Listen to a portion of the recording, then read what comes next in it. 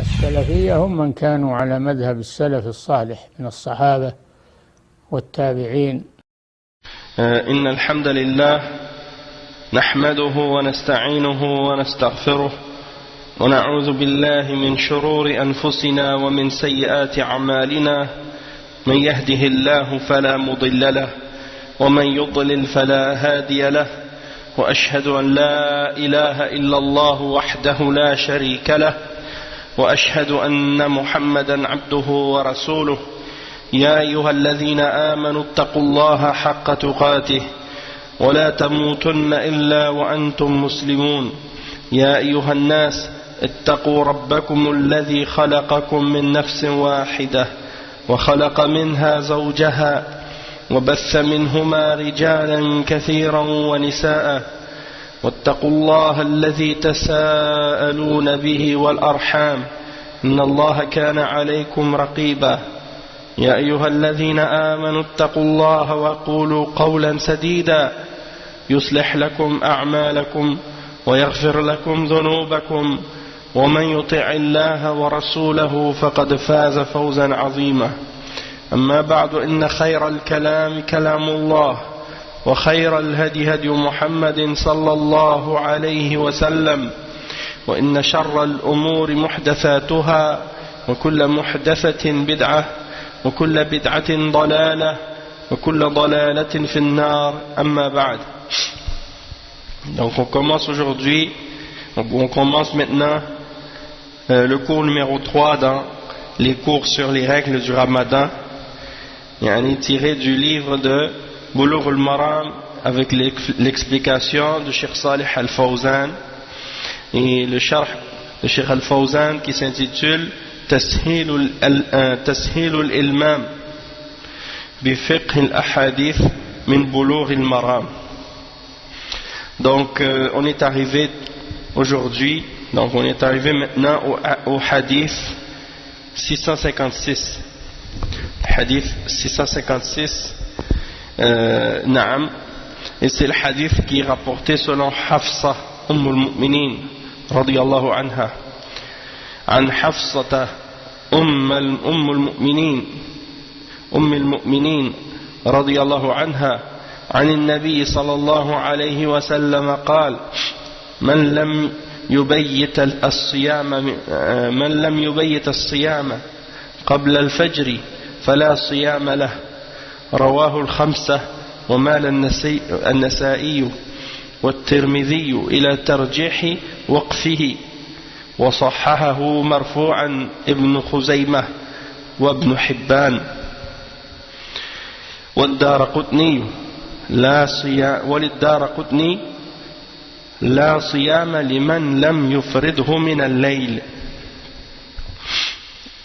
نعم. والحديث الآخر وعن عائشة رضي الله عنها قالت: دخل علي النبي صلى الله عليه وسلم ذات يوم فقال: هل عندكم شيء؟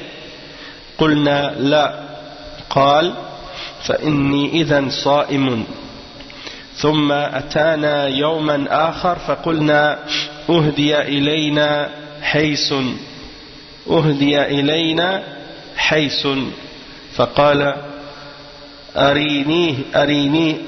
أرينيه فلقد أصبحت صائما فأكل. رواه Muslim. Naam, donc c'est les deux hadiths qu'on va expliquer maintenant. C'est les deux hadiths qui suivent donc dans le chapitre du jeûne dans Bulugh al-Maram. Et le premier il est rapporté par Hafsa radiyallahu anha, al-Mu'minin radiyallahu anha, que le prophète sallallahu alayhi wa sallam a dit: celui qui n'a pas eu l'intention de faire le jeûne depuis la nuit avant le Fajr, alors il n'a pas de jeûne. Ça c'est rapporté par Al-Khamsa, et Al-Nasa'i et Al-Tirmidhi ont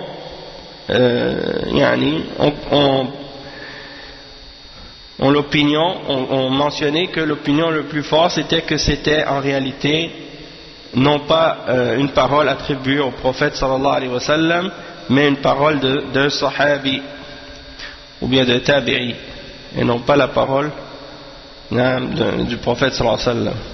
Ils ont dit que c'est une parole qui est ou un rapport qui est mawqouf. Et Ibn Khuzayma et Ibn Hibban ils l'ont rapporté comme étant une parole du prophète sallallahu alayhi wa sallam de façon authentique. Et qu'est-ce qu'il dit? Cheikh Al-Albani il l'a rapporté dans Sahih Al-Jami'. Sahih Al-Jami'. Et naam, il y a une autre narration qui est rapportée par Ad-Daraqutni. Il dit dans cette narration-là, il n'y a pas de jeûne pour celui qui n'avait pas eu l'intention de faire le jeûne obligatoire depuis la nuit, c'est-à-dire avant l'aube. Donc le hadith suivant, 657, c'est le hadith qui est rapporté selon Aïcha radiyallahu anha, qu'elle a dit que le prophète sallallahu alayhi wa sallam est rentré un jour et il lui a demandé: est-ce que vous avez quelque chose à manger? Et elle dit: on a répondu non. Alors il a dit: dans ce cas je jeûne. Et une autre fois, un autre jour, il est venu et il a dit, il a demandé: est-ce que vous avez quelque chose? Elle a dit: on nous a donné du haïs. Et le haïs, c'est un genre de date mélangée avec du beurre, et des choses comme ça. Donc il a mangé ça. Il a dit: parce que ce matin j'ai jeûné, mais il a brisé son jeûne et il a mangé. Donc ça c'est ce qui est mentionné dans le hadith qui est rapporté par l'imam Muslim. Et Inch'Allah on va expliquer ces deux hadiths là avec les paroles de Cheikh Al-Fawzan, qu'est-ce qu'il a mentionné à ce sujet. Donc le Cheikh Al-Fawzan il dit: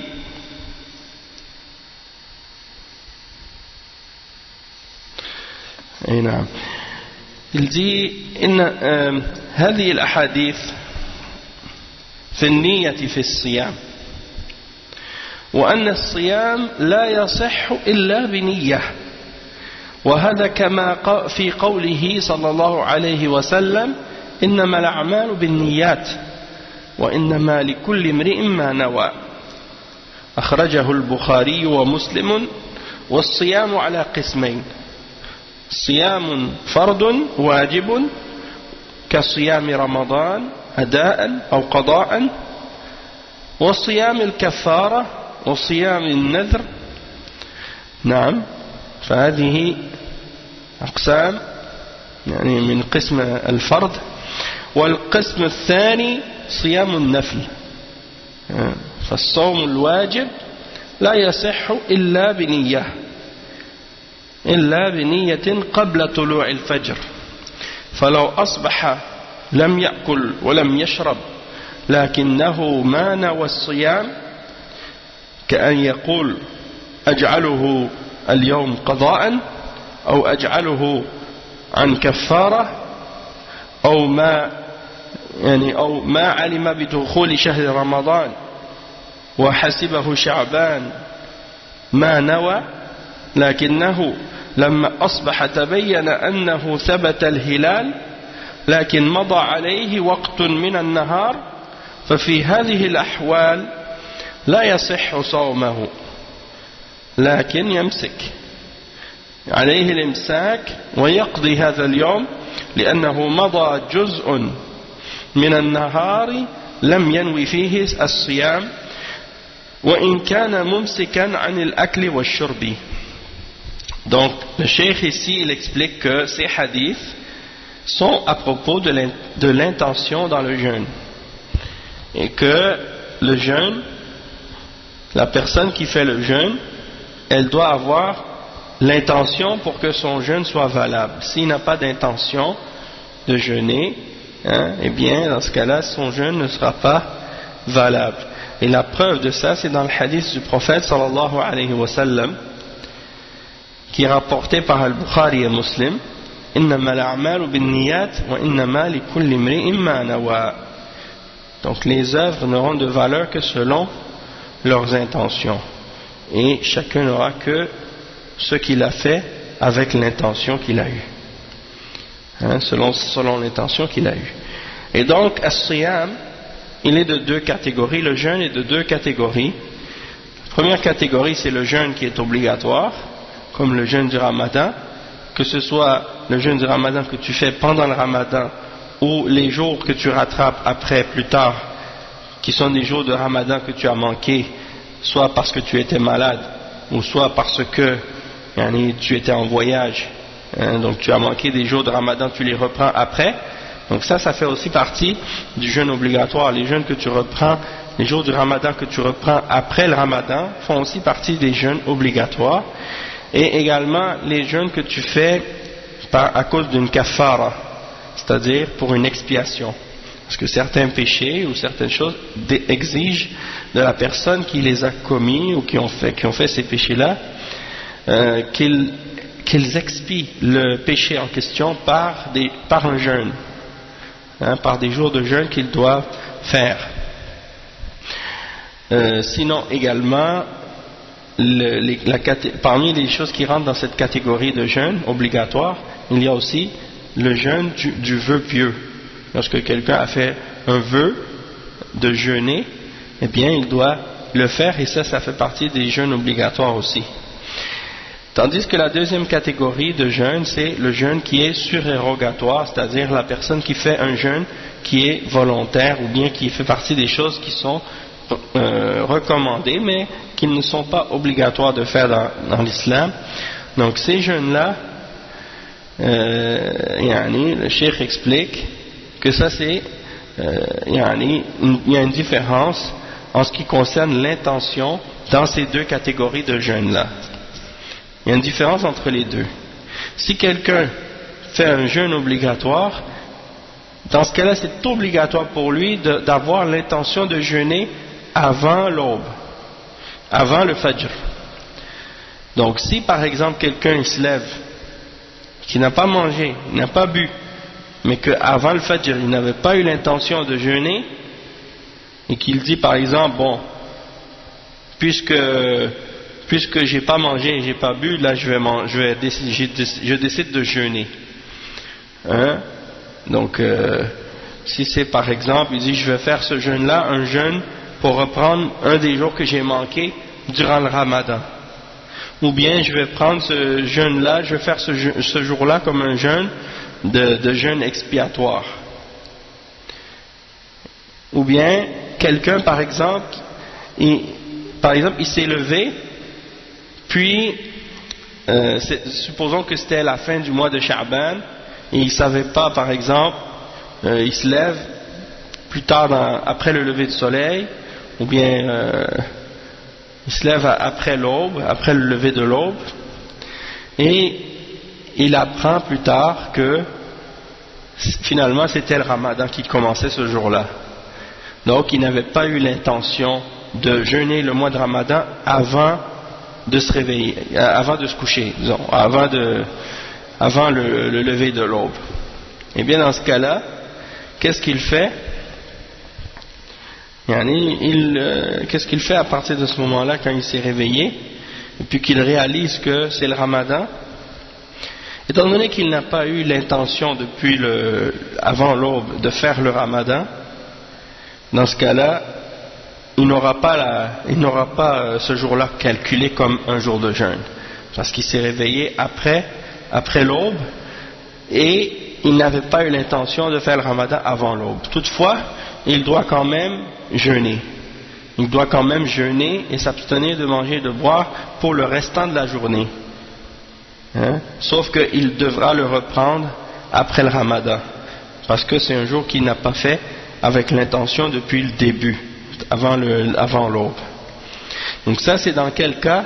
Ça c'est dans les cas où la personne veut faire un jeûne qui est obligatoire. D'accord?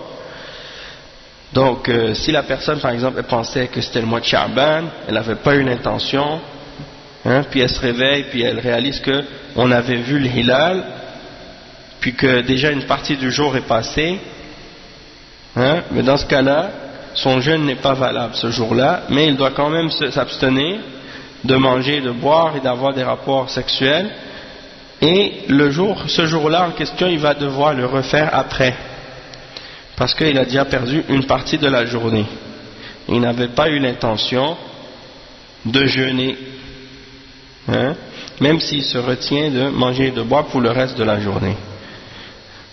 Après, le cheikh il dit وَلَمْ يُبَيِّتْ الصِّيَامِ قَبْلَ الْفَجْرِ فَلَا صِيَامَ لَهُ وَمَنْ لَمْ يَجْمَعْ الصِّيَامِ مع الفجر فلا صيام له. Donc le cheikh il dit وغير ذلك من الأحاديث هذا في الفرض لا بد أن ينوي الصيام قبل أن يطلع الفجر، وإذا نواه قبل أن يطلع الفجر ونام على نيته ولم يستيقظ إلا بالنهار صومه صحيح لأن النية موجودة ولم يحصل أكل ولا شرب ولا ما ينافي الصيام. Le cheikh il mentionne un point ici, il dit que bon, il y a les hadiths qui mentionnent, comme le hadith qu'on a lu au début, celui qui n'avait pas eu l'intention de jeûner avant de dormir, avant le fajr, alors il n'a pas de jeûne, celui-là. C'est comme si son jeûne ne sera pas valable. Et celui qui n'a pas eu l'intention de jeûner avant le fajr, alors il n'aura pas de jeûne. Et ça c'est rapporté par Ahmed. Et il y a beaucoup d'autres hadiths dans ce sens-là. Ça c'est à propos du jeûne obligatoire. Ça c'est pour le jeûne qui est obligatoire. Il faut absolument que avant l'aube, avant l'aube, la personne, il faut qu'elle ait eu l'intention de jeûner ce jour-là. Donc si la personne, elle a eu l'intention avant le lever de l'aube, puis qu'elle s'est couchée, puis qu'elle s'est couchée avec l'intention de jeûner, puis que par la suite elle se réveille après l'aube, dans ce cas-là son jeûne il est valable. Pourquoi? Parce qu'avant de dormir il avait eu l'intention de jeûner ce jour-là, et donc étant donné qu'il s'est couché, il avait l'intention de jeûner la journée, puis qu'il s'est réveillé après l'aube, mais qu'il n'a pas mangé, il n'a pas bu, il n'y a rien qui a brisé son jeûne. Dans ce cas-là son jeûne il est valable. Donc si tu vas te coucher par exemple le soir, tu dis par exemple ce soir là tu vas te coucher après l'Isha, après le Tarawih, tu vas te coucher, tu dis demain je vais jeûner le Ramadan, donc là quand tu te réveilles, on va dire que tu te réveilles après le lever de l'aube, dans ce cas-là ton jeûne il sera valable. Ton jeûne il sera valable. Pourquoi? Parce que tu avais l'intention de jeûner le mois de Ramadan avant de te coucher. Toutefois, si tu dors sans intention, tu te réveilles après l'aube, là c'est autre chose. Ton jeûne ne sera pas valable parce que tu n'avais pas eu l'intention avant de te coucher, puis avant l'aube. Aussi, c'est une chose importante à mentionner, c'est que le mois de Ramadan, c'est pas une condition. Il y en a qui vont penser, il y en a certains qui disent ça, mais la position correcte à ce sujet, c'est que c'est suffisant d'avoir l'intention du Ramadan le premier jour, de jeûner le mois du Ramadan. C'est pas nécessaire qu'à chaque jour tu renouvelles l'intention de jeûner pendant le Ramadan. Une seule fois, tu as l'intention de jeûner au début du mois et ça compte pour tout le mois au complet.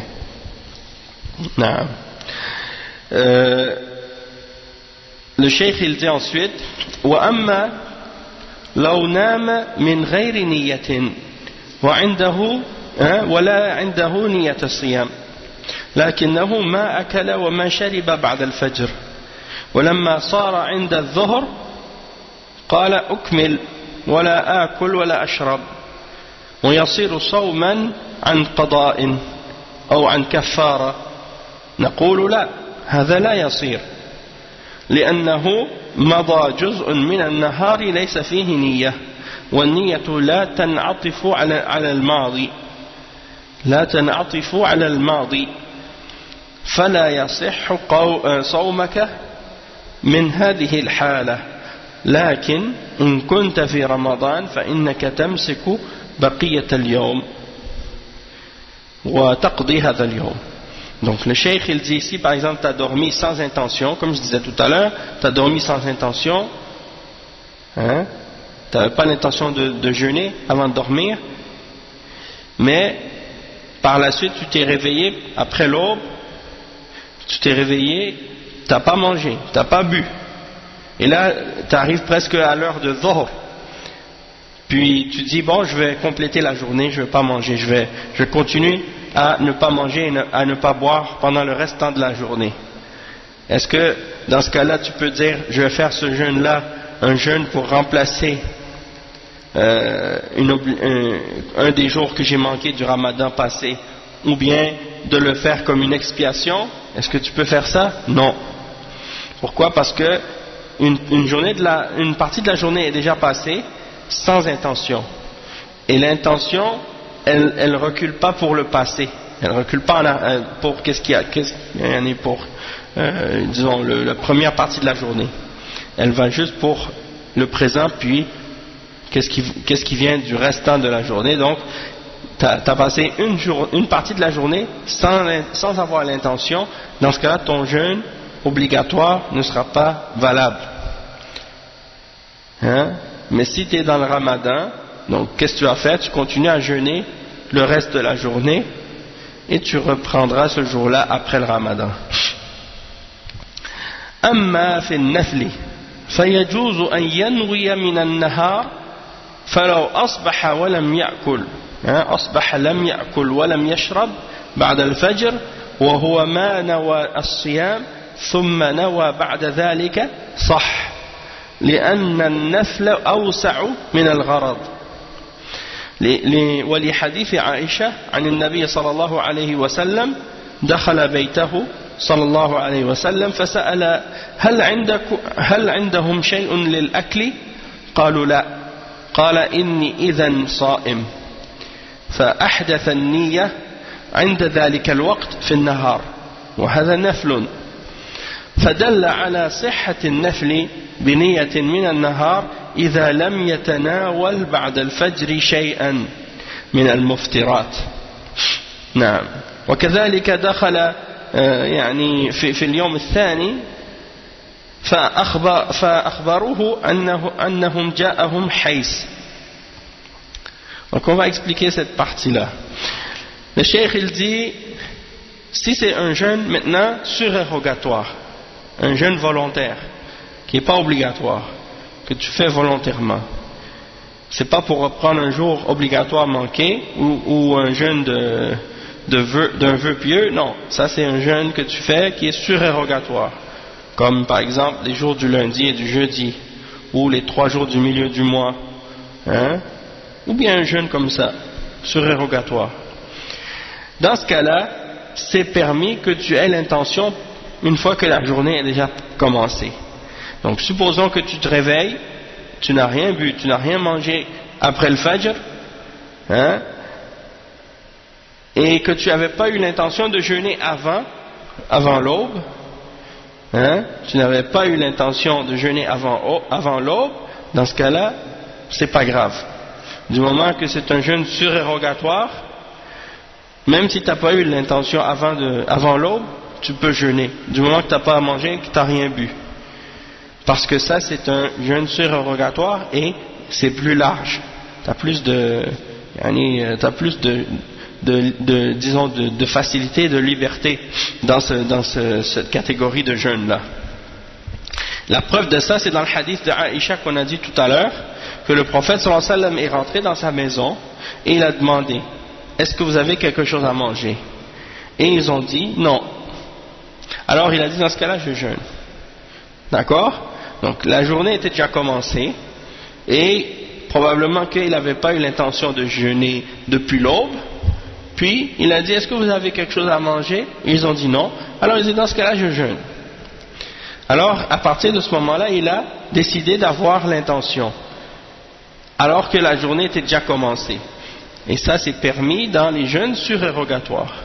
Et ça, c'est la preuve que c'est correct d'avoir une intention pendant la journée lorsqu'on fait un jeûne surérogatoire, du moment qu'on n'a rien fait qui annule le jeûne.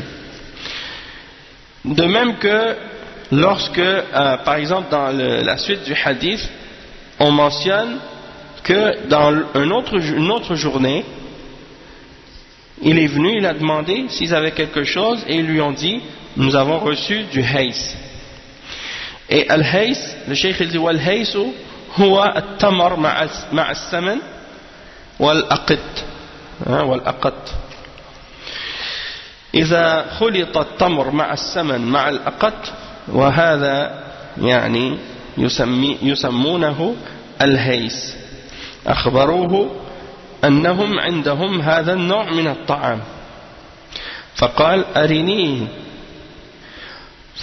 قال فلقد أصبحت صائما ثم أكل صلى الله عليه وسلم. وهذا فيه دليل على أن الصائم صوم النفل لا يجب عليه الإتمام فيجوز أن يفطر في أثناء النهار فالصائم صوم النفل مخير إن شاء أتم صيامه وإن شاء أكله وقطع النية وأفطره. Donc al-haïs, c'est des dattes mélangées avec du beurre et un genre de crème, des choses comme ça. Ils mélangent ça ensemble, ça fait comme une genre de pâte de dattes. C'est très, très bon, hein? Naam, délicieux. On en mangeait souvent à la mosquée du prophète sallallahu alayhi wa sallam. Donc il est rentré, ils lui ont dit oui, on nous a donné qu'est-ce qu'on appelle al-haïs, hein? Al-haïs. Et ils lui ont dit que, donc ils avaient ça c'est une sorte de nourriture. Alors il a dit montrez-moi. Alors il a vu, il a dit parce que j'avais commencé à jeûner depuis ce matin. Il a dit j'avais commencé à jeûner depuis ce matin, puis il a décidé de manger quand il a vu qu'il y avait quelque chose à manger. Et ça c'est une preuve que si quelqu'un fait un jeûne surérogatoire, il ne lui est pas obligatoire de le compléter. Pendant la journée, s'il décide de manger, il peut. De même que s'il a commencé la journée sans avoir mangé rien, et qu'il décide pendant la journée de commencer à jeûner, il peut commencer à jeûner, même si la journée est déjà commencée et qu'il n'avait pas eu auparavant l'intention de le faire. Donc ça c'est la preuve des deux, que tu peux commencer à jeûner pendant la journée et que tu peux aussi, après avoir commencé à jeûner, un jeûne surérogatoire, que tu peux cesser de le faire en cours de route. Donc le cheikh il dit ensuite que le jeûneur, donc dans un jeûne surérogatoire, il a le choix de compléter ou de cesser, hein, et de manger.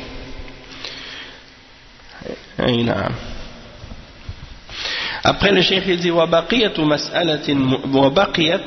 مسألة مهمة جدا يعني إذا رؤي الهلال في بلد هل يلزم الناس كلهم الصوم لرؤية ذلك البلد؟ الجواب أنه إذا كان البلد لا تختلف فيه المطالع فيلزم الجميع الصوم. أما إذا كان تختلف المطالع من إقليم إلى إقليم آخر لما بينهم من المسافات فلا يلزم هذا الإقليم الصوم حتى يروا الهلال بأنفسهم كل قوم لهم رؤيتهم لقوله صلى الله عليه وسلم صوموا لرؤيته وأفطروا لرؤيته. وإذا كانت المطالع تختلف فهناك فرق بين الأقاليم وبين القارات فإن لكل قوم رؤيتهم. ولا يلزم أهل الإقليم أن يصوموا برؤية الإقليم البعيد عنهم لاختلاف المطلع. وهذا قول لأهل العلم، وهذا هو الراجح عند المحققين، لأن المطالع تختلف باتفاق أهل النظر والمحسوس أيضا. والقول الثاني أنه يلزم المسلمين في جميع الأقطار أن يصوموا، والمسألة فيها خلاف بين العلماء، فهي محل للنظر والترجيح، وهذا يرجع إلى أهل العلم في هذا البلد.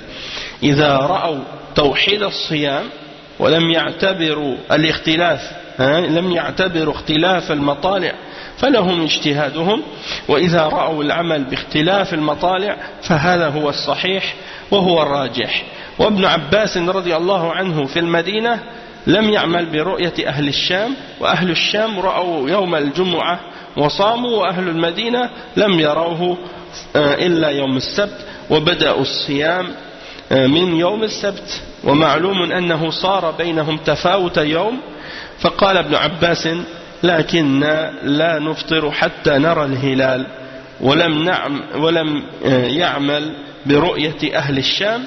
وهذا دليل على الأخذ بالاختلاف أو باختلاف المطالع، وهذا هو الراجح. Donc le cheikh il parle d'un autre point, il dit il reste à parler d'un point important. Et ce point important, c'est lorsque on voit le hilal ou le croissant de lune dans un pays. Est-ce que c'est obligatoire à tout le monde sur toute la terre de jeûner par rapport à la vue de ce pays-là? Et il dit, le cheikh, que la réponse à ce sujet, c'est que si dans un pays il n'y a pas plusieurs sites où on peut voir de où le croissant peut naître, alors il est obligatoire à tout le monde dans ce cas-là de jeûner.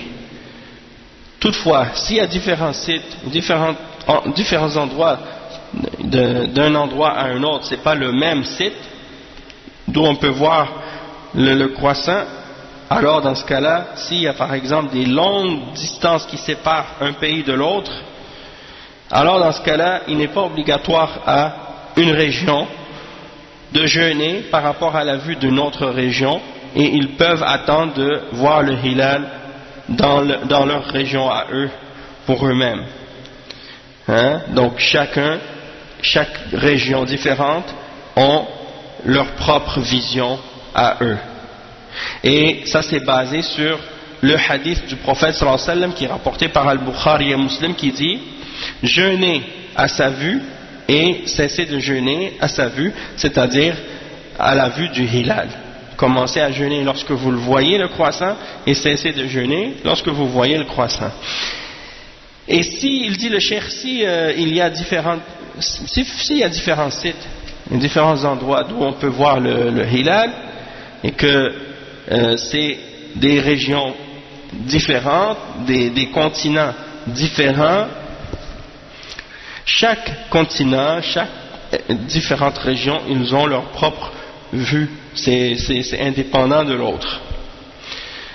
Et il n'est pas imposé à une région ou aux gens d'un continent de jeûner en se basant sur la vue de ceux qui l'ont vu dans un autre, ceux qui ont vu le croissant de lune dans un autre continent qui est éloigné.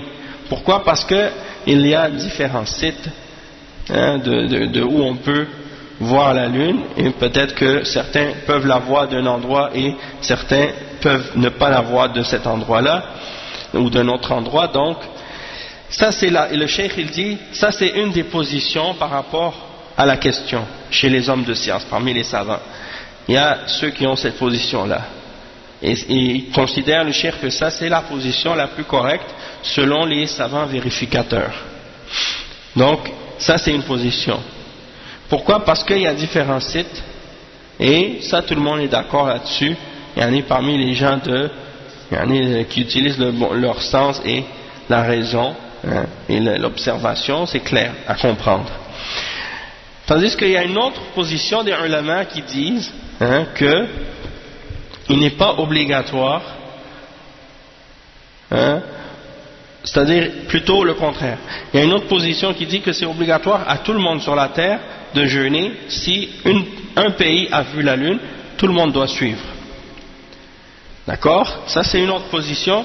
Et le cheikh il explique que ces deux positions-là sont bonnes, sont valables. C'est-à-dire ça fait partie des positions qui sont des positions acceptées par les ulama. Et il dit que ça fait partie des questions de divergence. Et donc c'est des questions qui peuvent être débattues, puis certains peuvent considérer qu'une position est plus forte, et d'autres vont considérer que l'autre est plus forte. Et donc ça revient aux hommes de science qui vivent dans ces différentes régions-là, c'est à eux de décider et de choisir la position ou l'opinion qui les a convaincus et qu'ils considèrent être la plus valable. Donc pour résumer, les deux positions c'est quoi? C'est que certains savants disent que si une place, on a vu la lune quelque part dans un pays, on va dire par exemple en Arabie Saoudite on a vu la lune, donc les ulama disent dans ce cas-là tout le monde sur la terre entière doit jeûner par rapport au fait qu'on a vu la lune dans cet endroit-là. D'autres savants eux disent non, chaque région c'est indépendant de l'autre. Donc même si on a vu la lune quelque part dans un pays et que nous on est très très loin de ce pays-là, sur un autre continent, donc on va dire, on va pas se baser sur ce pays-là qui a vu la lune, on va attendre nous, là où on est, de la voir nous-mêmes. Si on la voit la lune dans notre région, dans le ciel, si on voit le croissant, on va jeûner, si on le voit pas, on va pas jeûner. Même si les autres, dans leur pays, ils l'ont vu, ça c'est leur vue à eux. Mais c'est pas la même chose que nous. Donc, dans les deux cas, les ulama ont dit, ça c'est une position qui est supportée par les preuves. Et la preuve qu'ils ont mentionnée, c'est le hadith du prophète sallallahu alayhi wa sallam qui dit, jeûnez quand vous l'avez vu, et cessez de jeûner lorsque vous l'avez vu. Et donc, c'est une question d'ijtihad. Et s'il y a des divergences sur ça, entre les ulama, c'est pas une question de division. C'est pas une question de division, c'est une question de divergence, de fiqh et d'ijtihad. Et les deux positions sont correctes. Le cheikh il dit وهذا يرجع إلى أهل العلم في كل بلد في البلد. Donc si certains considèrent qu'il faut réunir tous les pays dans le jeûne et qu'il ne faut pas prendre en considération les différents sites des endroits desquels on peut voir le hilal, ils ont le droit d'avoir cet ijtihad là et de faire cet ijtihad là. Tandis que s'ils voient que si d'autres ulama considèrent qu'il faut se baser sur le fait que chaque pays a son propre site et que chaque pays décide de sa vue du hilal, ça aussi c'est une position qui est correcte, et il dit le cheikh que c'est ça qui est le plus fort comme opinion. Et il mentionne à ce sujet la parole ou la position d'Abdullah ibn Abbas. Il dit quand il était à Médine, il n'a pas agi selon la vue des gens de la Syrie ou de la Palestine, de cette région-là, à Cham. Donc les gens de Cham, eux, ils avaient vu le croissant, tandis que les gens qui étaient à Médine n'avaient pas vu le croissant. Alors, les gens de la Syrie l'ont vu le vendredi et ils ont jeûné, tandis que les gens de Médine, ils ne l'avaient pas vu et donc ils ont jeûné le samedi. Ils ont jeûné seulement le samedi. Donc ils ont commencé le jeûne à partir du samedi. Donc ça veut dire qu'il y avait entre les deux villes ou les deux régions, il y avait une journée de différence. Et Abdullah ibn Abbas a dit, on ne va pas cesser de jeûner jusqu'à ce qu'on voit le hilal, c'est-à-dire à Médine. Et ils n'ont pas agi selon les gens de la Syrie ou de la Palestine qui avaient vu le hilal. Et il dit donc que ça c'est une preuve pour ceux qui disent que chaque région peut se baser sur leur propre vue du hilal. Et c'est ça, le cheikh il dit, c'est ça la position la plus valable, la plus forte. Donc ça c'est une question d'opinion entre les ulama, question d'ijtihad. Et c'est pas grave si quelqu'un prend une position, si les ulama ont une position et d'autres ont une position différente sur cette question-là, tant que c'est une de ces deux positions-là, les deux sont acceptables. Le cheikh il dit ولا يتعارض هذا مع ما ذكرنا من عدم العمل بالحساب هذا عمل بالهلال بالرؤية أما الذي أنكرناه هو على الذين يقولون بالعمل بالحساب الفلك حتى إن بعض غلاتهم والعياذ بالله يقولون إنه إذا تعارض الرؤية مع الحساب الفلكي لا يعمل بالرؤية يعني يهدر أو يهدر أحاديث رسول الله صلى الله عليه وسلم يقول يجب العمل بالحساب ولا يجوز العمل بالرؤية إذا تعارضتا هذا من المبالغة في مخالفة الرسول صلى الله عليه وسلم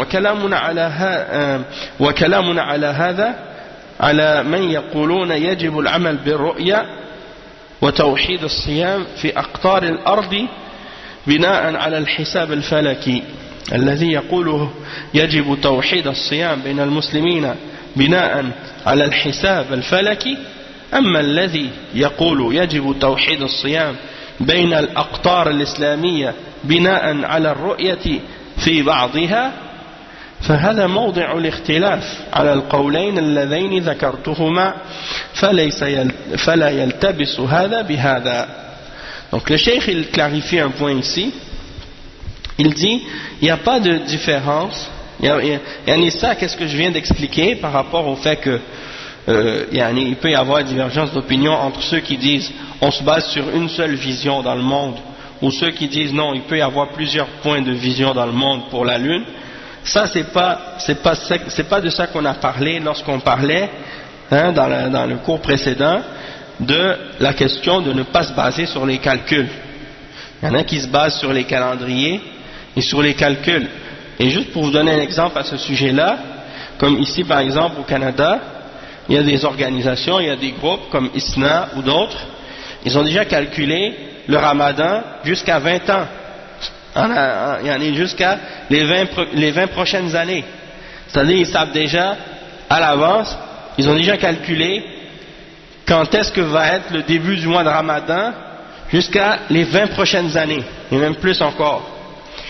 Et en France, il y a la même chose, il y a une organisation, je ne sais pas si c'est l'OUF ou je ne sais pas quoi, il y a d'autres en tout cas, il y a d'autres abréviations là que j'ai oubliées.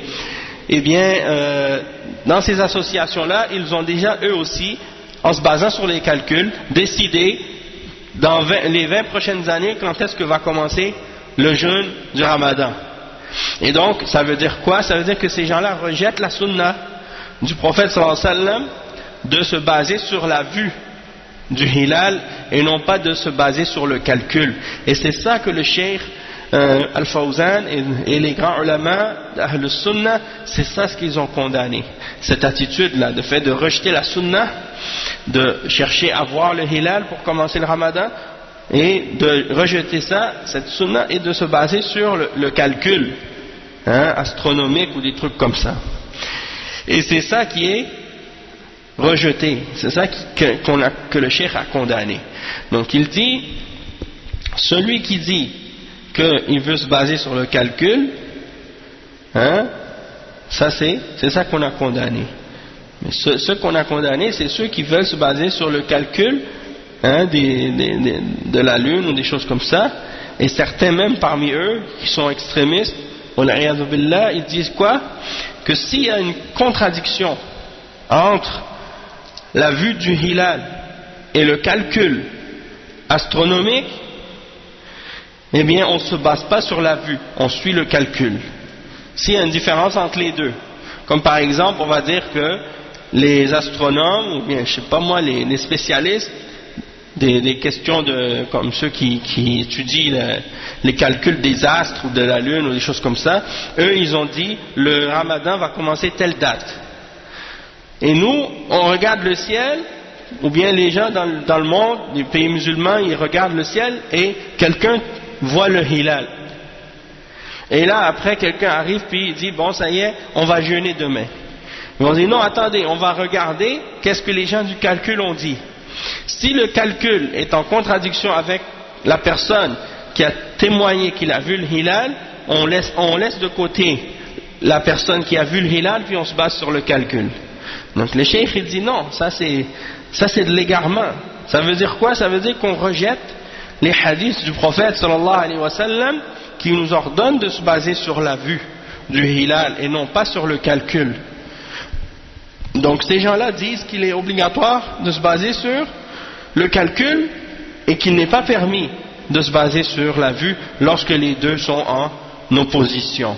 Et ça c'est de l'exagération dans le fait de vouloir contredire le messager d'Allah sallallahu alayhi wa sallam.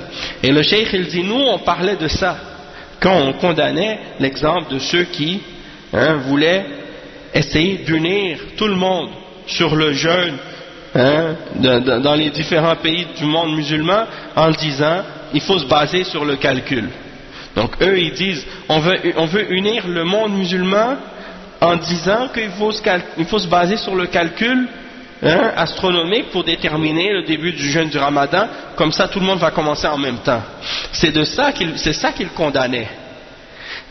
Donc lui il condamnait pas l'opinion des ulama de Ahl Sunnah qui ont dit que eux ils voulaient dire aux musulmans, comme par exemple de prendre l'opinion des ulama qui ont dit par leur ijtihad que si on voit la lune quelque part dans le monde, tout le monde doit suivre ce pays-là, peu importe de quel pays il s'agit, et jeûner par rapport à cette vue-là.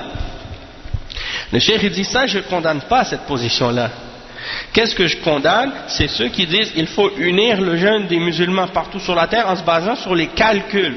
Et c'est ça la différence, et donc il ne faut pas faire d'amalgame ou de mélange entre les deux. Parce que peut-être que certains ont mal compris les paroles du cheikh. Et donc là le cheikh il a dit il est obligatoire celui qui dit il est obligatoire d'unir les musulmans dans leur jeûne en se basant sur le calcul, il dit ça c'est ça qui est incorrect. Mais celui qui dit il est obligatoire d'unir les jeûnes du musulman dans les différentes régions en se basant sur la vue de la lune, peu importe quel pays, ça c'est une des questions parmi les questions sur lesquelles il y a divergence dans les deux positions des ulama qu'on a mentionné plus tôt. Et donc il ne faut pas qu'il y ait de mélange, de confusion, d'amalgame entre ces deux questions-là, parce que ces deux questions-là sont deux questions totalement différentes. Non.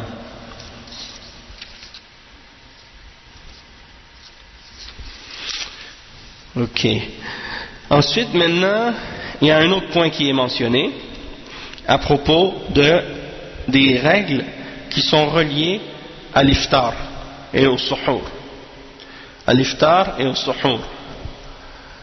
Donc le cheikh il dit, il y a 4 hadiths qu'il a mentionnés à ce sujet.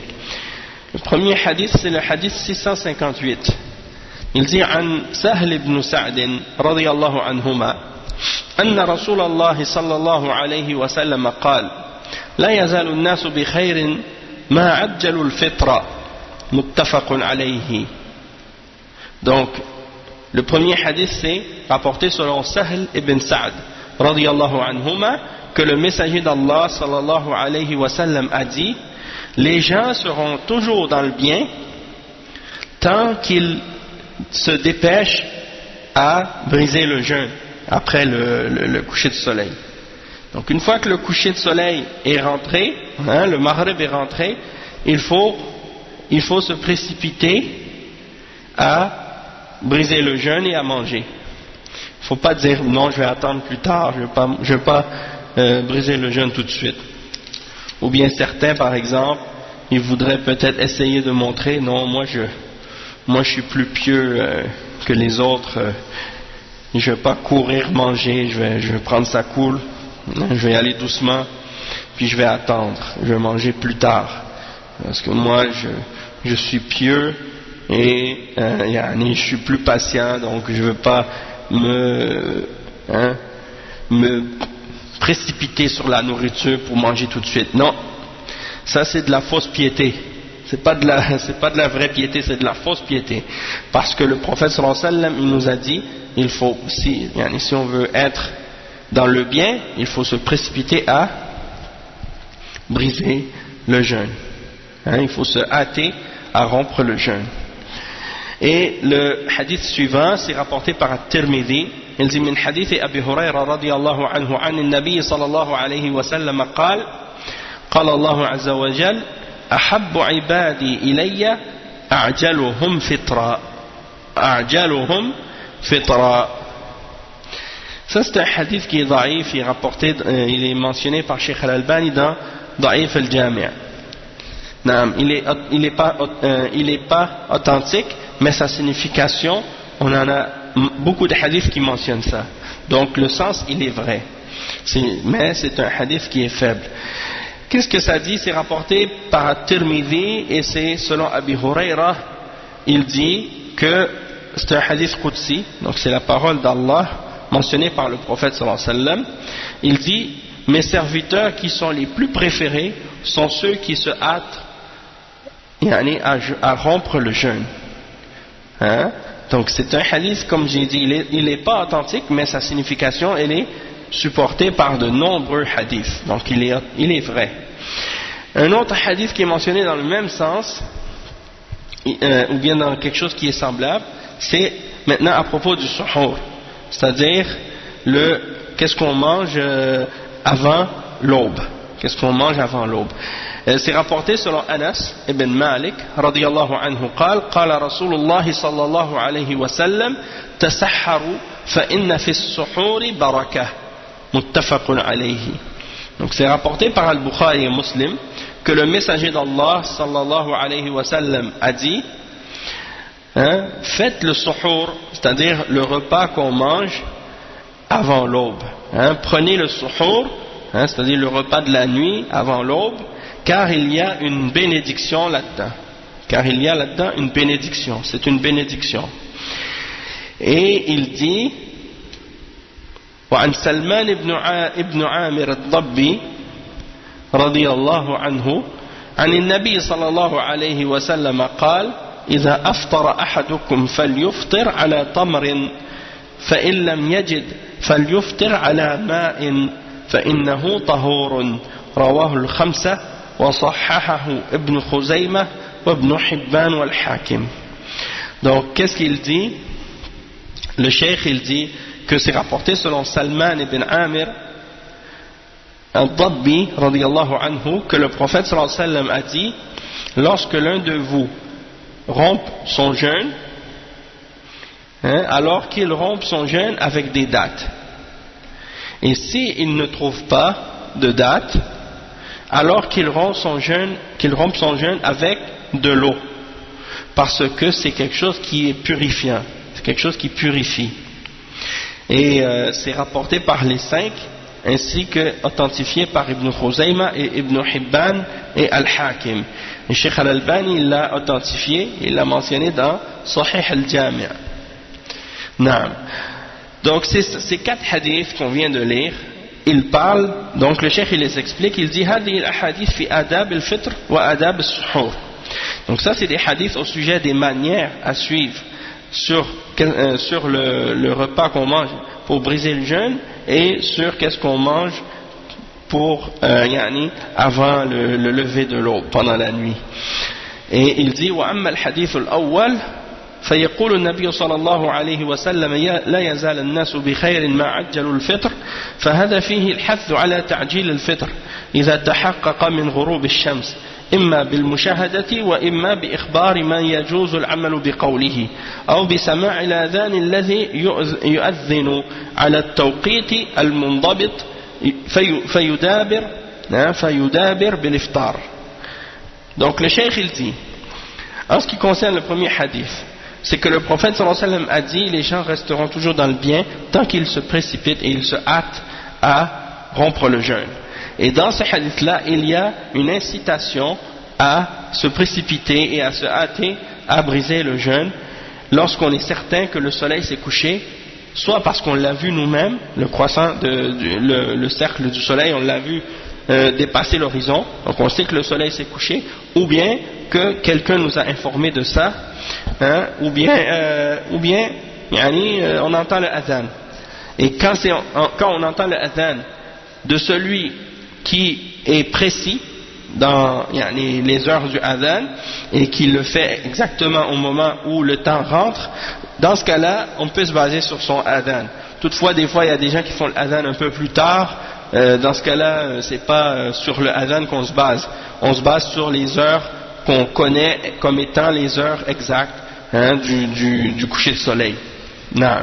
Et le cheikh il dit, dans ce cas-là, il faut se précipiter à rompre le jeûne lorsqu'on sait que le soleil est couché. Il dit وفي حديث آخر فإن الله عز وجل يقول أحب عبادي إلي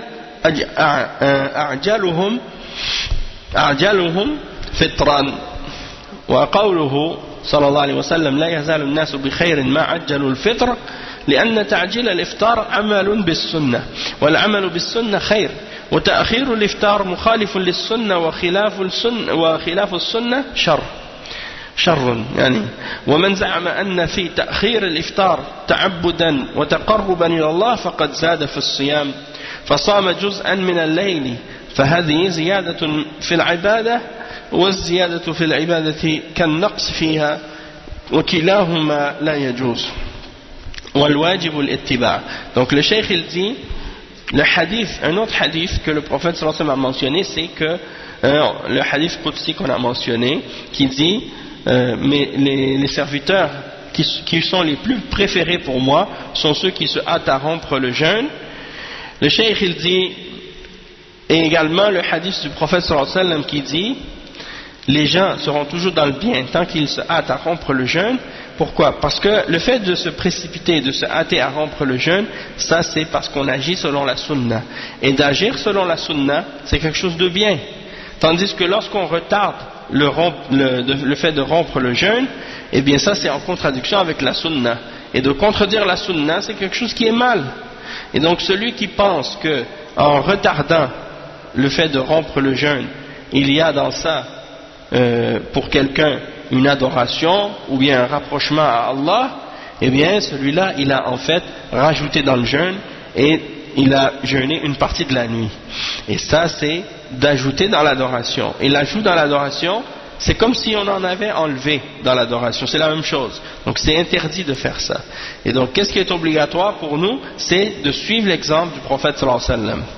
Et il dit ensuite وحدث بعد القرون المفضلة وحدث بعد القرون المفضلة من الفرق الضالة من يؤخرون الإفطار من المبتدعة وكأن هذا الحديث إشارة إلى حصول هذا فهو علامة من علامات النبوة حيث إنه صلى الله عليه وسلم أشار إلى أنه سيكون في هذه الأمة من يؤخر الفطر فنبه صلى الله عليه وسلم على تحاشي ذلك والابتعاد عنه وأيضا تأخير الفطر فيه تشبه باليهود فإن اليهود لا يفطرون حتى يمضي جزء من الليل حتى تشتبك النجوم وتشبه بهم وتشبه بهم أهل الضلال من المنتسبين إلى هذه الأمة فصاروا لا يفطرون إلا إذا ظهر الظلام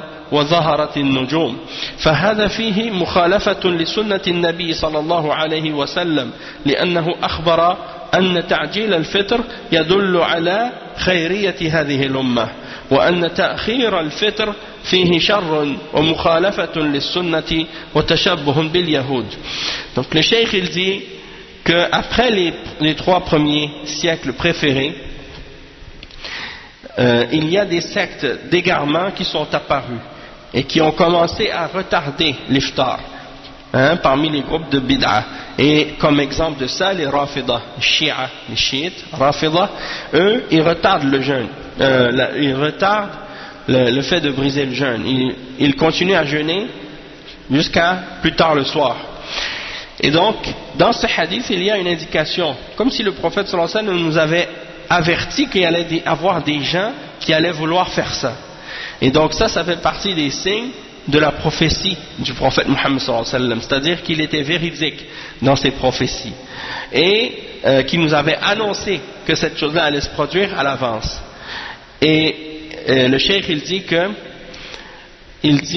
donc il nous a annoncé qu'il y allait avoir des gens qui allaient essayer de faire ça, et donc on devait essayer de s'écarter et de s'éloigner de ce genre d'attitude et de ce genre de comportement.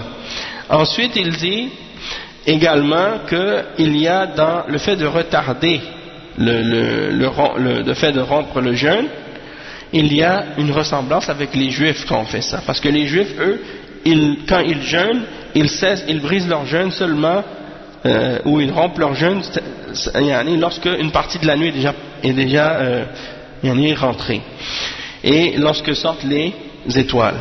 Donc ceux qui leur ressemblent parmi les gens de l'égarement qui prétendent appartenir à cette umma, eh bien en même temps, sans même qu'ils s'en aperçoivent, et parfois ils ne réalisent pas, mais ils sont en train de suivre l'exemple des juifs. Donc ils ne brisent pas leur jeûne jusqu'à ce que soient apparues les étoiles. Et ça, c'est quelque chose qui est en contradiction avec l'exemple de la sunna du prophète sallallahu alayhi wa sallam, parce que le prophète sallallahu alayhi wa sallam nous a incité à nous hâter à rompre le jeûne, et ça indique que lorsqu'on a suivi l'exemple du prophète sallallahu alayhi wa sallam, eh bien on fait partie donc de l'exemple de ceux qui sont meilleurs dans cette umma, puisque de retarder le fitr, c'est quelque chose qui est mauvais, quelque chose qui contredit la sunna, et ça représente une imitation des juifs. Il dit وفي الحديث الثاني أن الله جل وعلا في هذا الحديث هذا حديث قدسي يقول أحب عبادي إلي أعجلهم فطرا، فدل على أن الله تعالى يحب هذا العمل، ومفهومه أنه يكره سبحانه من أخر الإفطار، ففي هذا إثبات المحبة لله، وأنه يجب العمل الصالح، ويجب أنه يحب العمل الصالح ويحب عباده الذين يعملون العمل الصالح. Donc dans le deuxième hadith, le cheikh il explique que et ça c'est un hadith qudsi, c'est-à-dire que c'est Allah subhanahu wa ta'ala qui parle, et il dit que mes serviteurs les plus aimés sont ceux qui se hâtent à rompre le jeûne. Et ça indique que Allah subhanahu wa ta'ala aime cette action-là. Et qu'est-ce qu'on peut comprendre aussi par ce hadith-là, c'est que son contraire est vrai également. C'est-à-dire qu'il déteste que nous retardions le fait de rompre le jeûne. Et il y a dans ce hadith-là aussi l'affirmation que Allah aime. Il a cet attribut d'aimer. Et qu'il aime les bonnes œuvres et qu'il aime ceux qui font les bonnes œuvres. Le troisième hadith qu'on a lu à ce sujet-là, il dit le cheikh à ce sujet, بيان ما ينبغي أن يفطر عليه الصائم وهو أن يفطر على التمر، وهذا أفضل شيء لأن التمر فيه خصائص طيبة لا توجد في غيره، فهو أطيب أنواع الحلوى، والصائم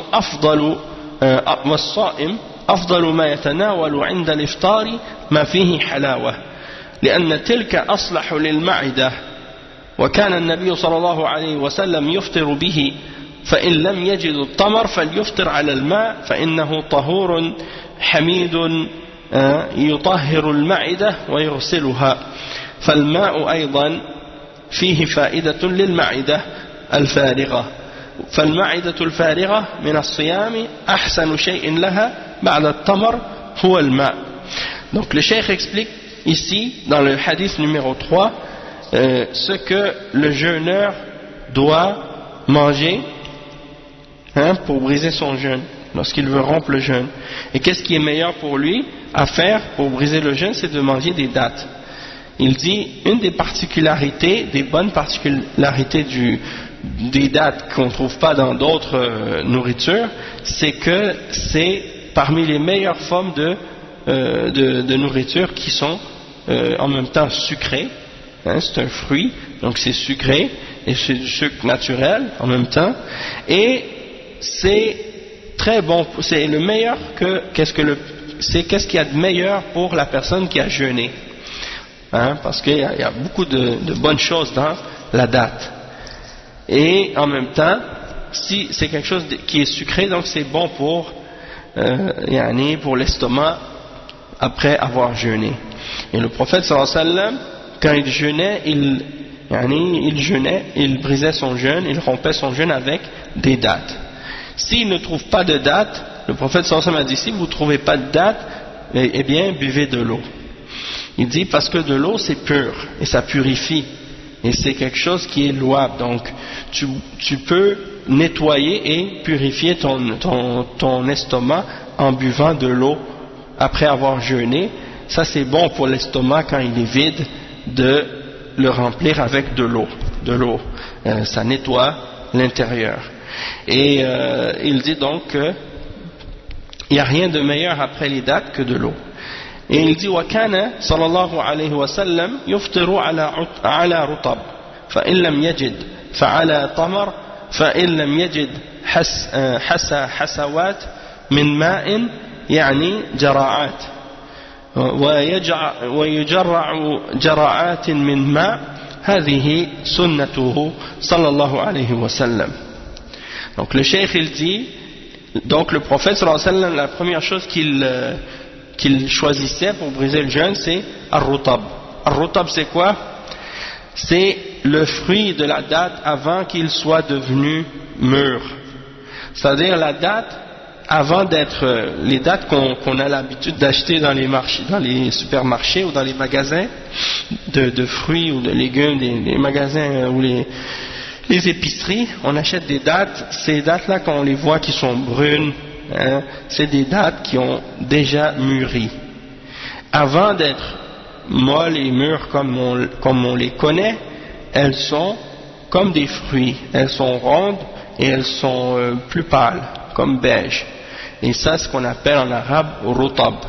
Elles sont plus dures et plus sucrées. Et elles sont plus dures, elles sont un peu sucrées et un petit peu amères aussi. Mais elles ont un bon petit goût sucré. Ça, c'est ce qu'on appelle ar-rutab. Hein, c'est la date, avant qu'elle devienne une date, elle est un fruit. Ok? C'est comme par exemple la prune, si on la laisse mûrir, elle devient un pruneau par la suite. Donc la date c'est la même chose, elle est un fruit, elle devient par la suite une date quand elle devient plus mûre.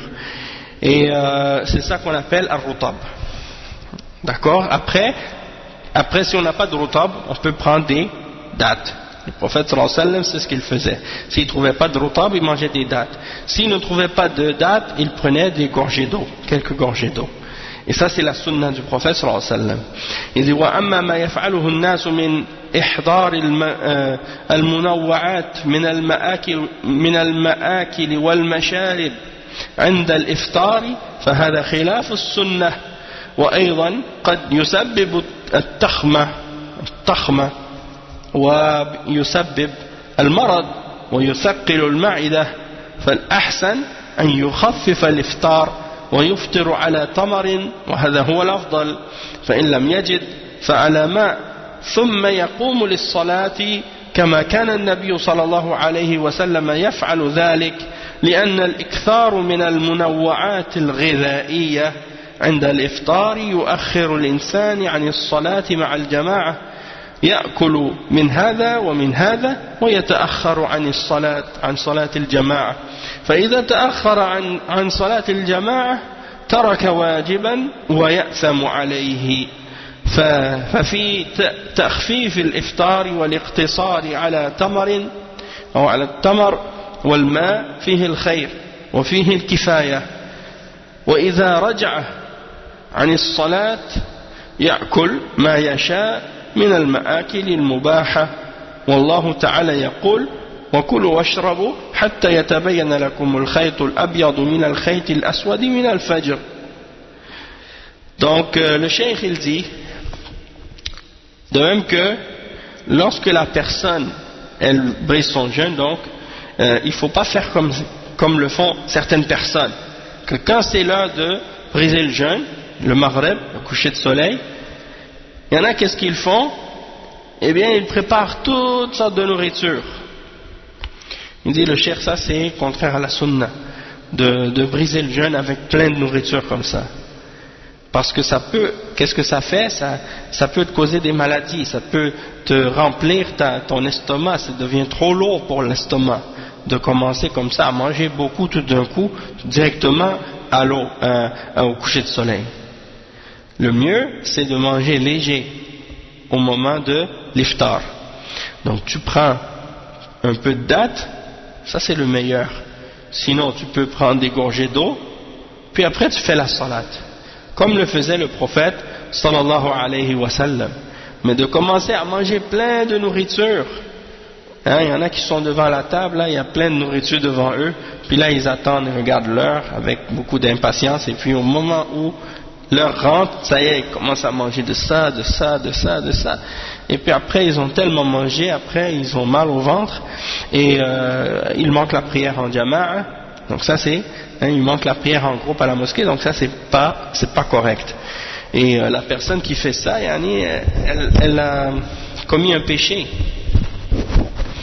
Hein, donc le cheikh il mentionne que la personne qui a retardé, qui a manqué la prière en jama'a à cause de ça, il a commis un péché. Parce qu'elle a abandonné quelque chose d'obligatoire. Donc il est mieux de manger léger à ce moment-là, de manger quelques dattes, hein, un peu d'eau, ça c'est bon et ça suffit.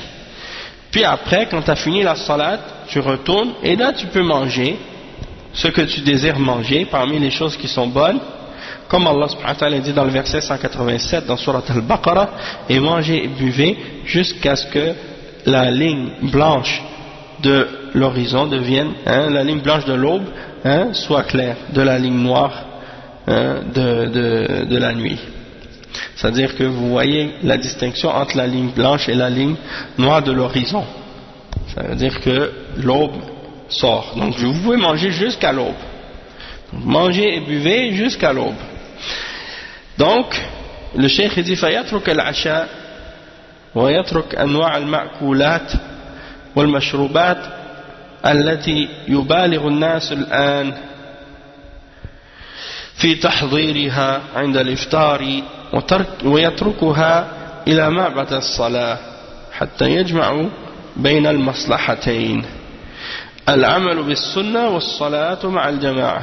أما إذا أكثر من هذه المواد على مائدة الإفطار كما يسمونها فإنها فيه محظوران. المحظور الأول مخالفة السنة، والمحظور الثاني ترك الصلاة، ترك صلاة الجماعة. وهناك محظور ثالث وهو الضرر الذي يحصل على المعدة بعد ملئها بالطعام بعد الفراغ، وملؤها بالطعام مرة واحدة هذا فيه ضرر صحي. أما إذا أكل بالتدريج شيئا فشيئا فهذا أنفع من جهة الصحة وأسهل على المعدة. Donc le cheikh il dit qu'il faut donc délaisser les grands soupers, hein, au moment de l'iftar, de manger beaucoup et de manger toutes sortes de nourriture, hein, et toutes sortes de boissons, et d'exagérer à ce moment-là, hein. Donc ça c'est ces gens-là qui font des grandes tables, hein, d'iftar, hein, il faut les laisser jusqu'après la salat, hein, pour réunir les deux bienfaits. Premièrement d'agir selon la sunna, et deuxièmement de prier en jama'a. Mais qu'est-ce que beaucoup de gens font, hein, c'est que malheureusement ils réunissent les deux choses interdites.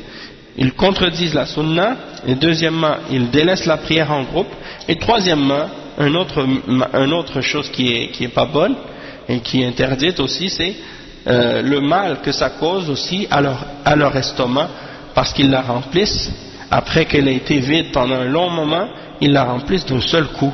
Et ça peut faire des problèmes de santé. Donc ça, c'est pas bon. Donc il faut manger graduellement, petit à petit. Et ça, c'est plus bénéfique sur le plan de la santé, et c'est plus facile pour l'estomac de digérer par la suite. أما السحور وهو الأكلة التي تؤكل عند السحر قبل طلوع الفجر بنية الصيام فهذا يسمى السحور بفتح السين المشددة وهو ما يتسحر به. أما السحور بالضم فهذا مصدر تسحر سحورا مثل الطهور والطهور. الطهور هو الماء الذي يتطهر به. أما الطهور بالضم فهو مصدر تطهر يتطهر تطهرا وطهورا مثل الوقود والوقود. الوقود هو الحطب والوقود بالضم هو تلهب النار يعني مصدر وقد يعني وقد أو توقدت توقدا أو وقودا وهكذا السحور والسحور. Donc le cheikh explique que as-suhour c'est as-sahour c'est la nourriture que tu manges à l'aube. L'aube en arabe on peut l'appeler as-sahar, le crépuscule. Avant le lever de l'aube, tu manges avant le lever de l'aube avec l'intention de jeûner. C'est ça qu'on appelle as-sahour. C'est le repas que tu manges à ce moment-là avec la fatha. Puis tu te prépares pour la journée avec ça. Après il dit والنبي صلى الله عليه وسلم حث على أكلة السحور لما فيها من الاستعانة على طاعة الله وهي الصيام ولما في ذلك من مخالفة أهل الكتاب أيضا فإن أهل الكتاب لا يتسحرون وفرق بيننا وبينهم كما في الحديث فصل ما بين صيامنا وصيام أهل الكتاب أكلة السحر ففيه مخالفة لأهل الكتاب وفيه إعانة على طاعة الله عز وجل سماه النبي صلى الله عليه وسلم الغذاء المبارك وهنا فيه بركة السحور وبركة لأنه يعين على طاعة الله ويغذي الجسم ويعمل بالسنة يعني ويخالف به صيام أهل الكتاب ففيه بركة من عدة وجوه. البركة وهي الزيادة في الخير زيادة الخير والنماء.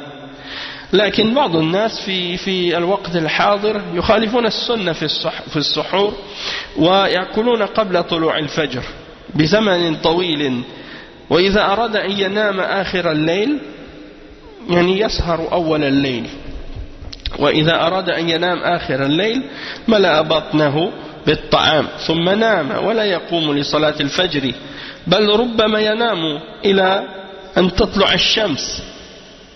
كان النبي صلى الله عليه وسلم يتسحر ثم يخرج ويصلي بالناس. سئل الراوي وكم بين سحوره وصلاته قال قدر ما يقرأ القارئ 50 أو 60 آية. وهذا دليل على أن الرسول صلى الله عليه وسلم كان يؤخر السحور يؤخر السحور. والله جل وعلا يقول وكلوا واشربوا حتى يتبين لكم الخيط الأبيض من الخيط الأسود من الفجر ثم أتموا الصيام إلى الليل. Le cheikh il explique, il dit qu'est-ce qui se passe donc qu'est-ce qu'il dit le cheikh? Il dit le prophète sallallahu alayhi wa sallam il a incité de manger le repas du suhour, c'est-à-dire de l'aube, avant l'aube. Pourquoi? Parce que ça aide à l'obéissance d'Allah et ça aide au jeûne. Et aussi parce que c'est une contradiction, c'est quelque chose qui nous aide à contredire et à nous distinguer des gens du livre. Parce que les juifs et les chrétiens, ils n'ont pas le suhour. Donc c'est une différence entre eux et nous.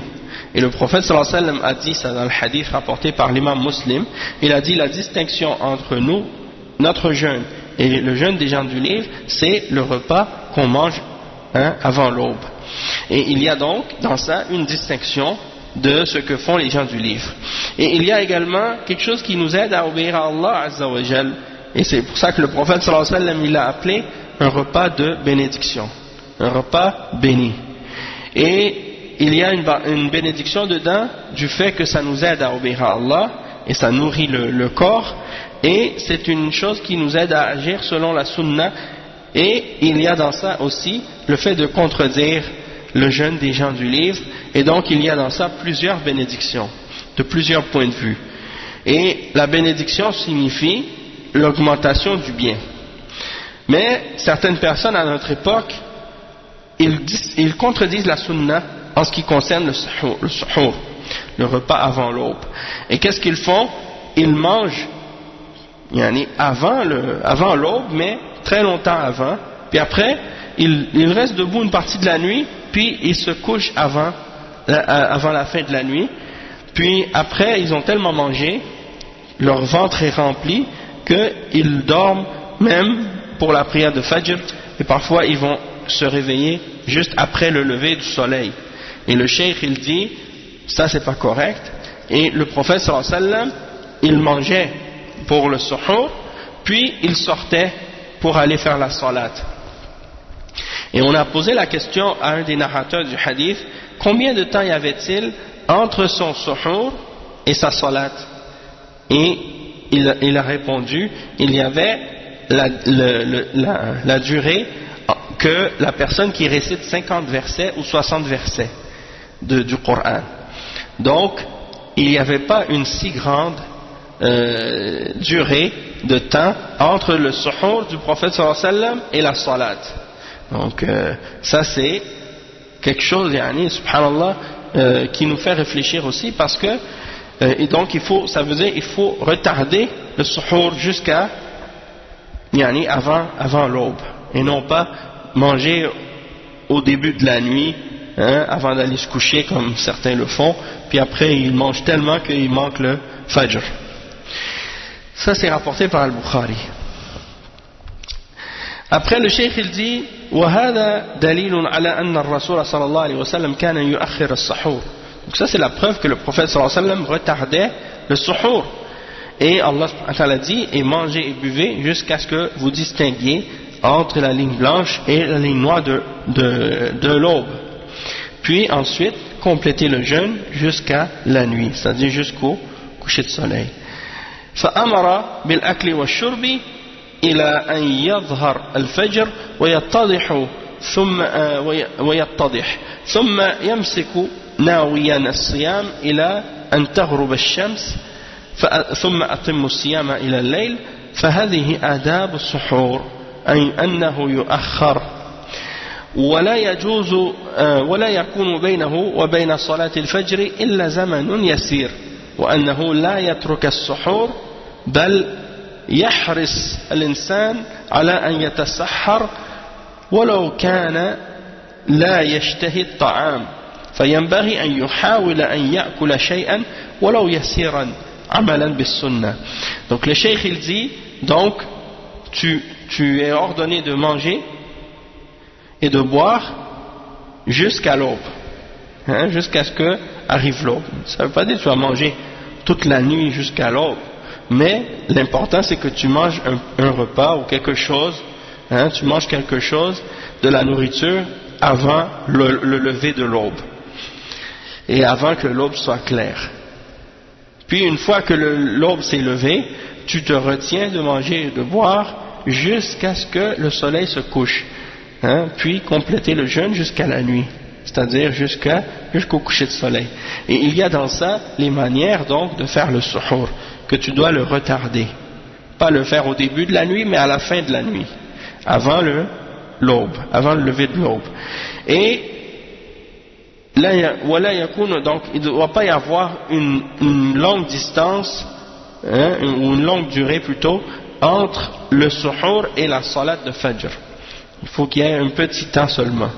Et il dit وأنه لا يترك السحور. Il ne faut pas délaisser le repas avant l'aube.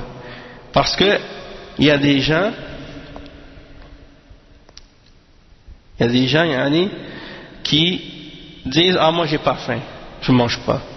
Le cheikh il dit il faut essayer de manger quelque chose, même si c'est un peu, même si c'est un petit peu. Pourquoi? Pour suivre la sunna et agir selon la sunna. Et ensuite le cheikh il termine ce point en disant وكذلك في حثه على الإفطار عند غروب الشمس وحثه على السحور قبيل طلوع الفجر دليل على تحريم الوصال كما يأتي البحث فيه إن شاء الله. Donc le cheikh il dit et ensuite le prophète sallallahu alayhi wa sallam nous a incité de briser le jeûne après le coucher de soleil et il nous a incité de prendre le suhour un peu avant le lever de l'aube. Et il y a dans ça la preuve de l'interdiction de faire qu'est-ce qu'on appelle en arabe al-wisal. Al-wisal ça veut dire quoi? Ça veut dire de continuer le jeûne jusqu'à l'aube. Et de continuer le jeûne jusqu'à l'aube, on va en parler de ça, al-wisal, dans qu'est-ce qui va suivre des hadiths suivants.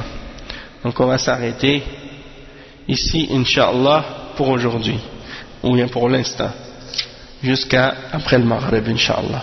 Donc on s'arrête ici, subhanakallahumma bihamdik, ashhadu an la ilaha illa ant, astaghfiruka wa atubu ilayh, wa sallallahu wa sallam ala nabiyyina Muhammad, wa ala alihi wa sahbihi ajma'in.